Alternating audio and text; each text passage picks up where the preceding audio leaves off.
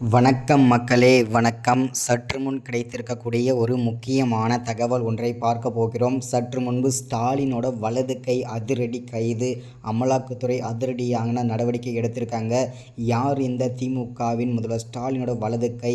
என்ன காரணத்திற்காக அதிரடி கைது செஞ்சுருக்காங்க அமலாக்கத்துறை? இதை பற்றின தெளிவான துல்லியமான விளக்கத்தை தான் இந்த ஒரு வீடியோவில் தெளிவாக பார்க்க போகிறோம். அதற்கு முன்பு நமது சேனலுக்கு நீங்கள் புதிய பார்வையாளராக இருப்பதற்கு வாய்ப்புகள் நிறையவே இருக்கிறது.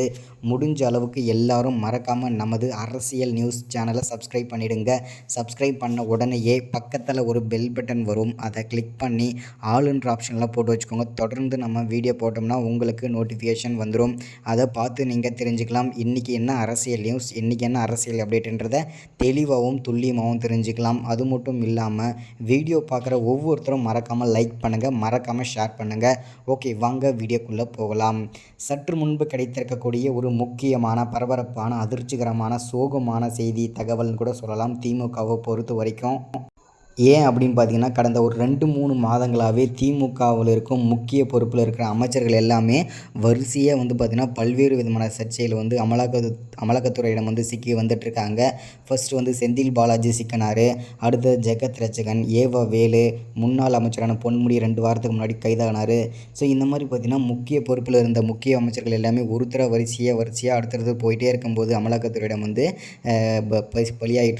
பசியாகிட்டு இருக்கும்போது அவங்க வலையில் சிக்கும்போது அடுத்ததாக அந்த வரிசையில் பார்த்திங்கன்னா திமுகவின் தலைவராகவும் தமிழகத்தின் முதல்வராகவும் திகழ்ந்து கொண்டிருக்கிற முதல்வர் ஸ்டாலினோட வலது கை சற்று முன்பு அதிரடியாக அமலாக்கத்துறையினால் கைது செய்யப்பட்டிருக்கிறார். யார் அப்படின்னு பார்த்தீங்கன்னா வேறு யாரும் இல்லைங்க, அமலாக்கத்துறையினால் கைது செய்யப்பட்டவர் துரைமுருகன். அதாவது அமைச்சராக இருக்கும் துரைமுருகன் தான் தற்போது சற்று முன்பு அமலாக்கத்துறையினால் கைது செய்யப்பட்டிருக்கிறார்.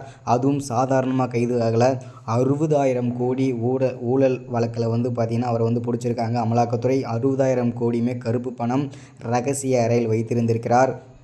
இது பெரிய குற்றம் என்பதில் உறுதிப்படுத்தியிருக்காங்க அமலாக்கத்துறை. அது மட்டும் இல்லாமல் இந்த பணம் யாருடைய பணம், எங்கிருந்து வந்தது, யாருக்கு சொந்தமானதுன்னு சொல்லிட்டு அமலாக்கத்துறை பார்த்திங்கன்னா கேள்வி மேலே கேள்வி கேட்டுகிட்டே இருக்காங்க. ஸோ இதற்கு பார்த்திங்கனாக்கா எந்த விதமான பதிலுமே கொடுக்காமல் இருக்கார் அமைச்சரான துரைமுருகன். ஸோ இதனால் பார்த்தீங்கன்னா இது ஒரு வேளை முதல்வர் ஸ்டாலினோட பணமாக கூட இருக்கலாம்ன்ற மாதிரி அமலாக்கத்துறை உறுதிப்படுத்தியிருக்காங்க. ஸோ அடுத்ததாக பார்த்தீங்கன்னா டார்கெட் வைக்கும் முதல்வர் ஸ்டாலின் மேலே பார்த்தீங்கன்னா உறுதிப்படுத்த போகிறாங்க அமலாக்கத்துறை. ஸோ தொடர்ந்து பார்க்கலாம், பொறுத்திருந்து பார்க்கலாம் என்ன அப்டேட் கொடுக்குறாங்க, என்னெல்லாம் பார்க்குறாங்க, ஸோ என்னென்ன அப்டேட்லாம் கொடுக்குறாங்கன்னு சொல்லிட்டு அடுத்தடுத்து நம்ம தொடர்ச்சியாக பார்க்கலாம். அது மட்டும் இல்லாமல் அமலாக்கத்துறையிடம் இன்னொரு தகவலும் கிடைச்சிருக்கு. இன்னும் பல அமைச்சர்களை எங்கள் வலையில் சிக்குவார்கள் என்று அதிரடியான தீர்ப்பும் கொடுத்துருக்காங்க. அதையுமே நம்ம பொறுத்திருந்து பார்க்கலாம். மறக்காமல் நமது சேனலை மீண்டும் சப்ஸ்கிரைப் பண்ணுங்கள், லைக் பண்ணுங்கள், ஷேர் பண்ணுங்கள். அடுத்த வீடியோவில் தொடர்ச்சியாக பார்க்கலாம். தேங்க்யூ.